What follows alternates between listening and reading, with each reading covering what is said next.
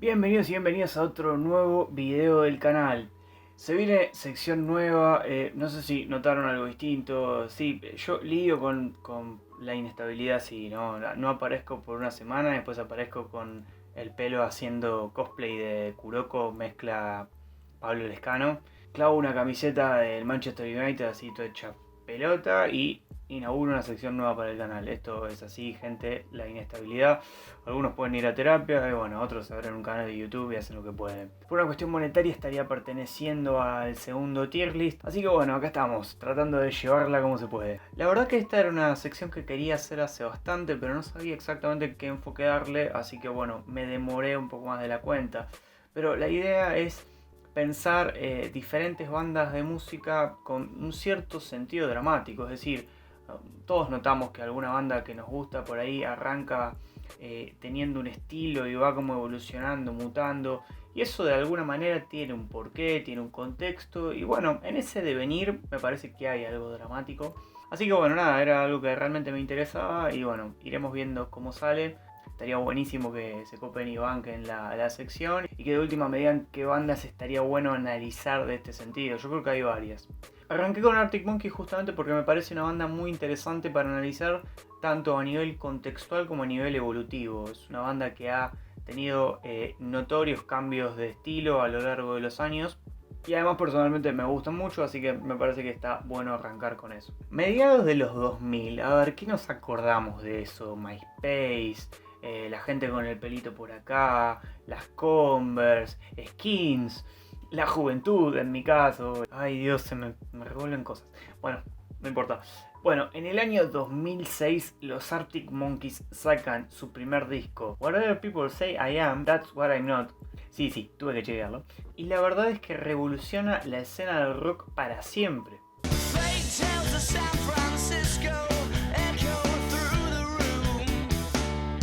Ahora, antes de llegar a eso, tenemos que pensar justamente en qué contexto nace toda esta cuestión. A ver, si vamos a hablar de rock mainstream, porque es importante más o menos hacer un recorte, podemos llegar a pensar que en el año 2003, 2004 había como un último coletazo de lo que era el conocido pop punk, es decir, bandas al estilo Green Day, Blink-182, The Offspring, o sea, Green Day había sacado American Idiot, The Offspring había sacado Splinter, estaba Sum 41 también. Varias bandas que, bueno, coqueteaban con el skate punk, con el pop punk, realmente dominaban lo que era la escena de MTV. Había un último coletazo también de lo que podemos conocer como New Metal. Linkin Park, Limp Bizkit, System of a Down, Deftones, Korn, todavía seguían sacando ciertos discos. Y por abajo de eso se asomaba otra variante del rock que poco tenía que ver con esos dos mundos, que era más el estilo del garage rock. Y el garage rock de la mano de The Strokes, una banda neoyorquina fundamental para lo que son las influencias de los Arctic Monkeys. Bueno, a ver, ahora nos situamos. Arctic Monkeys, en ese momento adolescentes, banda de Sheffield, tenían todo este tipo de influencias medio punkies, o sea, claramente las escucharon. Porque el tipo de composición lírica de Alex Turner tiene bastante que ver en algunos aspectos con la cosa rapeada y hablada, sobre todo en este primer disco. Y también pensemos que venían de un coletazo britpopero, es decir, claramente en su niñez vivieron el auge de Blue Oasis, la batalla del Britpop, etc. Con todo este mix de influencias contextuales nace Arctic Monkeys. ¿Y cómo nace Arctic Monkeys? Con un fenómeno típico de la época, MySpace. Los Arctic Monkeys triunfan en MySpace al principio, fue un fenómeno total de MySpace.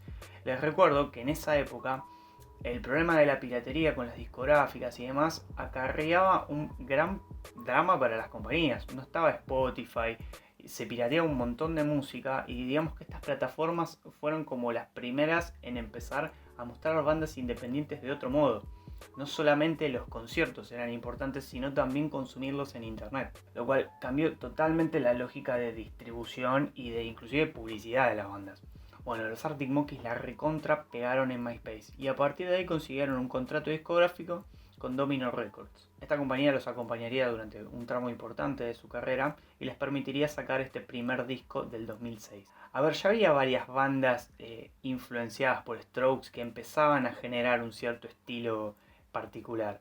Es conocido como el indie rock, aunque para mí no es un catálogo que exista realmente, porque indie se refiere a independiente y eso es independientemente justamente del género que hagas.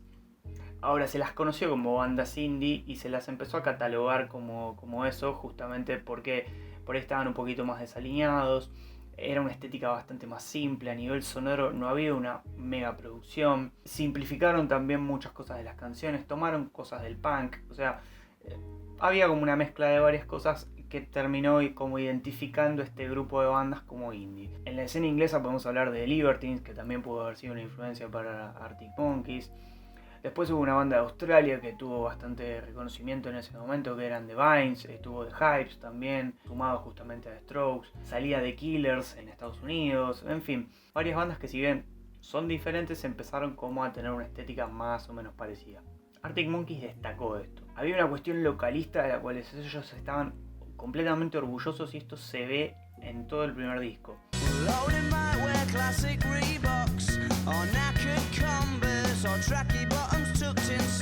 Ellos narran historias urbanas del lugar de donde son. O sea, ahí volvieron un poco a lo que era el Britpop más de la línea Oasis.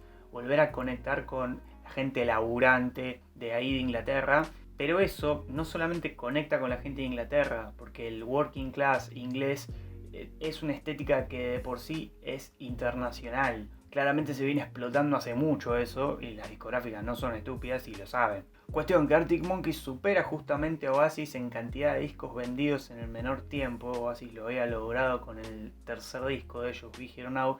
Arctic Monkeys lo logra con el primer disco de ellos. O sea, de verdad que fue una revolución en Inglaterra. Pero hasta ese momento era un fenómeno más bien local. Había cierta penetración en el mercado latinoamericano, pero ellos siempre apuntan a pegarla en Estados Unidos. Y la verdad es que Arctic Monkeys no la iba a pegar con este primer disco. Ahora bien, en esta escala evolutiva, año 2007, solamente un año después del primer disco, sale Favorite Worst Nightmare. A ver, para que entendamos, los Arctic Monkeys ya se habían consolidado acá. ¿Qué es este disco en la carrera de Arctic Monkeys? La consolidación.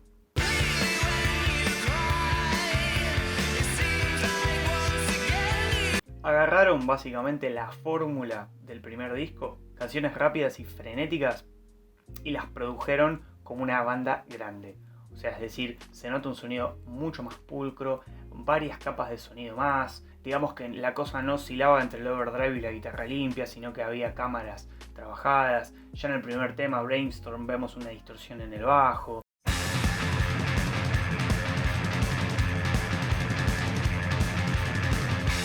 Varias cosas más se habían modificado en la banda de Alex Turner. Digamos que para ese momento ya estábamos hablando de una banda consolidada y de un movimiento consolidado, porque todo ese tipo de bandas fue muy dominante en esa época. Hablamos rock mainstream, esto no tiene nada que ver con el metal, esos son mundos diferentes.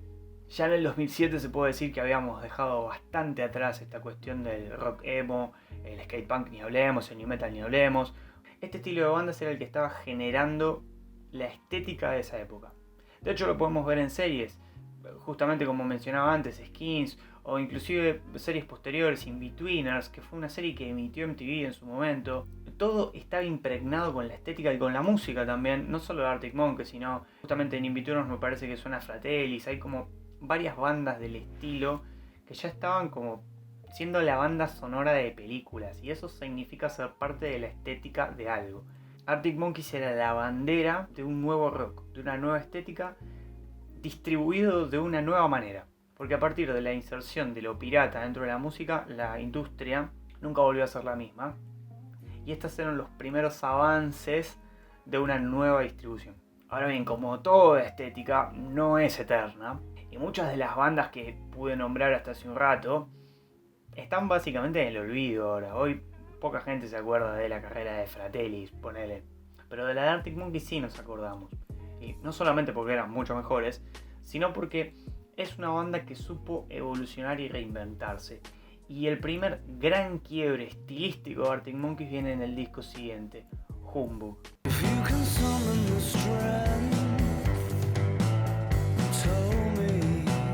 Si los Arctic Monkeys tuviesen un guión, este sería uno de los quiebres de los cuales no hay retorno. Porque abandonan toda la cuestión local que los hizo famosos, las letras empiezan a tratar otras cuestiones, la producción muta completamente, se van al estudio de Josh Homme, cantante y guitarrista de Queens of Stone Age, y el Colorado les produce este disco en el año 2009, con influencias que los Arctic Monkeys no habían mostrado antes.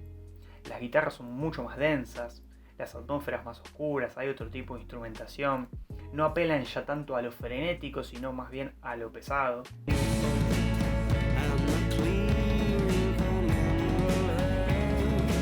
Justamente Josh Homme inserta un poco de todo el género stoner, del cual les parte, en la producción de este disco de los Arctic Monkeys, que los muestra mucho más oscuros que antes. A ver, pensándolo a nivel comercial, este fue el primer gran riesgo que toman los Arctic Monkeys, porque salen de un lugar cómodo y se aventuran hacia un sonido del cual no saben si los fans van a apoyar o no. ¿Esto qué hizo? Que los Arctic Monkeys perdieran cierta masividad, por lo menos a nivel distribución en esa época, pero que sus fanáticos se hicieran muy adeptos.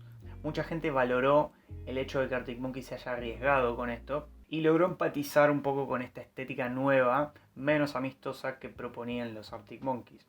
Ahora bien, este viaje a Estados Unidos no le sirvió a la banda de Alex Turner para penetrar en el mercado norteamericano, en el tan ansiado mercado norteamericano. Por supuesto que les iba bárbaro, o sea, yo digo esto, pero los chabones tocaban así en algún lugar, metían 10.000 personas y les iba espectacular.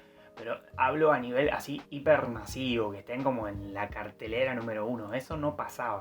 La última banda que había logrado eso había sido Oasis en la época de Wonderwall.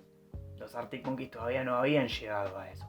Hay una cuestión en paralelo con Coldplay, que también es una banda inglesa, pero bueno, eso es otra cuestión. Coldplay ha peleado ya más al pop así seco, y entonces no lo estoy tratando en este apartado, pero bueno, no importa, se entiende, seguimos. Ahora, en el año 2011, los Arctic Monkeys realmente se yanquilizan, se norteamericanizan del todo. Los chabones dicen, ¿sabes qué? Nos recabe Estados Unidos, aguante California, el surf rock y toda la boludez, y sacan Suck It and See.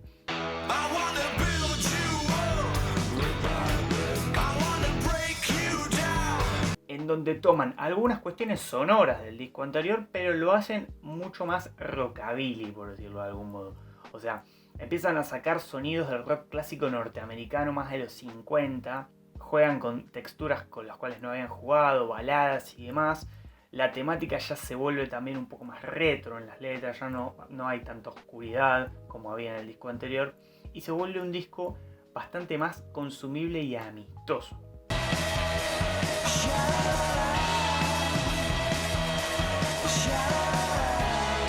El disco a nivel comercial es más exitoso que el anterior y prepararía lo que sería la entrada verdadera de Arctic Monkeys a Estados Unidos. Esto quiere decir con bombos y platillos, estando en la remera de las pibas que van a Coachella, etcétera, etcétera. Y me refiero al disco AM, así en criollo, del año 2013. Con ese disco los Arctic Monkeys terminan de romper todo. O sea, porque mantienen a toda su legión de fanáticos, que no era poca, o sea, Arctic Monkeys es una banda muy, muy masiva. Y a todo eso entran todos los charts de pop que se les ocurran. O sea, los chabones se vuelven una banda justamente como Coldplay, de mega estadios, de mega festivales. Son número 1 de cualquier festival.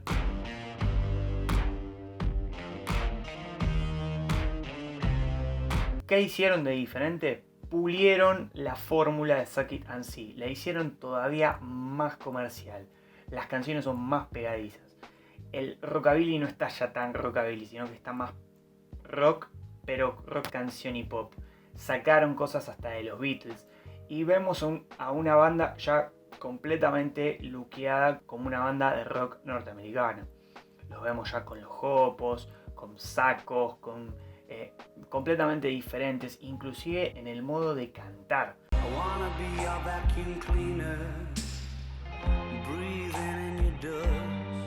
Dejamos muy atrás al Alex Turner de Sheffield, al pibe de los pibes, de ahí el 2006 hablando de pubs y de cagarse a palos en un pool y todo ese tipo de cosas. Ya lejísimos quedó esa banda y queda completamente asentada una banda gigante, hiper comercial, que ya queda recontra establecida fuera de cualquier etiqueta de indie rock y todo eso, que ya había recontra mega muerto. Porque acá volvemos al contexto y a la retrospectiva. Si vemos en el año 2013 cuáles eran las bandas de todas las que acompañaron el crecimiento de Arctic Monkeys que seguían con cierto nivel de relevancia, la verdad es que no vemos a prácticamente nadie. Podemos hablar un poquito de The Killers en algún sector. Strokes tuvo muchas idas y bajadas, pero han quedado muy supeditados a sus 3 primeros trabajos. A nivel masivo no se puede comparar con lo que hizo Arctic Monkeys. Y ojo, estoy hablando a nivel convocatoria, no estoy juzgando la calidad necesariamente de estas bandas, sino de la evolución más bien de público que tuvieron. Y acá viene una pregunta clave y un punto de giro en la historia de los Arctic Monkeys. ¿Y qué hace una banda que llega al top del top del top y ya no hay más a dónde subir? Ya no se puede subir más que eso. A ver, opción A, trata de seguir replicando eso. Opción B, se muere algún integrante, pasa alguna tragedia, la banda se separa o lo que sea. O opción C, se van al recontracarajo con otra cosa. Bueno, si no conocen la historia, la correcta es la opción C, se van al recontracarajo con otra cosa. Porque después de 5 años de no sacar ningún trabajo, estamos hablando de una banda que tuvo bastante continuidad a la hora de sacar discos. Después de 5 años, en el 2018 los Arctic Monkeys sacan su disco más extraño y resistido por todo el mundo, que se llama Tranquility Base Hotel and Casino.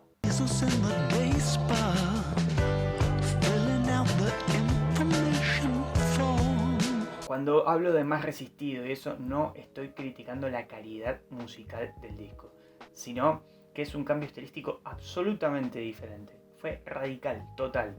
De hecho, este iba a ser un disco solista de Alex Turner, pero la banda quiso apoyarlo, quiso decir, no, está bien, nos gusta esta dirección hacia donde apunta, vamos a darle por acá. A ver, lo que hicieron los Arctic Monkeys con este disco a nivel concepto me parece lo más completo e interesante de su carrera. Porque si bien fue una banda que siempre trabajó la imagen en conjunción a la música que estaban haciendo, no siempre había un concepto tan elaborado. Si vamos a hacer un repaso, por ejemplo, de los videoclips de los Arctic Monkeys, vemos que no son una cosa tan representativa de su carrera. Hay bandas que tienen un trabajo mucho más intenso en ese sentido. Rescato mucho la primera época de los videoclips de Arctic Monkeys justamente porque hay una cosa testimonial con el lugar de donde son y creo que eso está bueno. Pero no es la única banda que lo hacía. Acá Alex Turner toma un concepto que acompaña todo el disco. Es un disco conceptual justamente por eso. La estética sonora es absolutamente distinta. Hasta este disco los Arctic Monkeys eran una banda que se basaba básicamente en los riffs de guitarra. O sea, si bien obviamente tenía otras cuestiones y demás, los riffs gancheros y originales y frescos fue lo que hizo de Arctic Monkeys a Arctic Monkeys. Entonces, saquen la guitarra de la jeta del que está escuchando y te pongan enfrente un pianito, hace que la gente diga, che, qué raro esto. Y no un pianito corte balada Beatles o Coldplay. Un piano tirando hasta, te diría, Tom Waits. Cosas de Pulp, cosas de Bowie, de las más raras. El canto de Alex Turner se vuelve casi teatral. Es exagerado, es difícil de escuchar. Tenés que meterte ahí. I just wanted to be one of the Strokes. Now look at the mess you made me make. Está completamente impostada. Se va hacia los graves. Está como actuando en una obra. Las letras no tienen ya más nada que ver con nada. Y se habla de una especie de retrofuturismo. Vemos en los videoclips trabajos inclusive audiovisuales que nos remiten a películas europeas de la década del 60. Vemos cosas hasta godarianas en los 2 videoclips que sacaron los Arctic Monkeys. Esta cosa del futurismo retro. Claramente las influencias acá son muchísimas, pero ninguna está anclada a nada de todo lo anterior. Por eso digo que este disco es una ruptura total y absoluta, no con el trabajo anterior, con toda la discografía de Arctic Monkeys.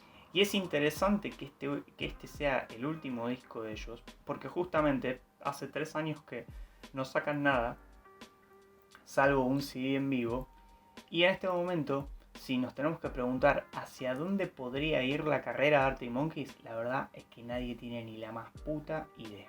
Y eso, creo yo, es un valor. Así que más allá de que si gusta o no gusta el disco, creo que es hiper valorable todo lo que hicieron. En definitiva me parece una banda súper interesante con un recorrido enorme y muchísimos cambios, de la cual podemos notar que hay como una especie de narrativa interesante. Hay una narrativa muy grosa en los Arctic Monkeys. Un cambio inmenso desde esos pibitos de Sheffield hasta este art rock psicodélico espacial extraño que está haciendo Alex Turner ahora. Y bueno, a modo de cierre, les pido que a pesar de todo esto, mi disco favorito es el primero. Pero al margen de que sea el primero, creo que todos los discos tienen algo para rescatar. Me parece una banda muy interesante por eso, porque creo que con cada uno de sus discos logra expresar lo que estéticamente ellos quieren expresar en ese momento, valga la redundancia. De todos puedes sacar como mínimo 3 o 4 temazos. Y además banco un montón que las bandas no se queden. La verdad que sonar 50 años de la misma forma debe ser un embole. Así que bien por los Arctic Monkeys. Y con esto doy por cerrado el video, ya sabes, si te copa el contenido te puedes suscribir, puedes compartir el video, que eso sería espectacular, puedes comentar cuál es el disco de los Arctic Monkeys que más te copa, o si te copa alguno, si te gustaría que haga alguna banda en específico para esta nueva sección del video. Como digo siempre, también pueden pasar por mi Instagram, que estoy tirando ahí unas fachas tremendas y subo otro tipo de contenido que es lo del canal de YouTube. Y bueno, nos estaremos viendo la semana que viene, no sé si con otro color de pelo, pero con otro video seguramente. Adiós.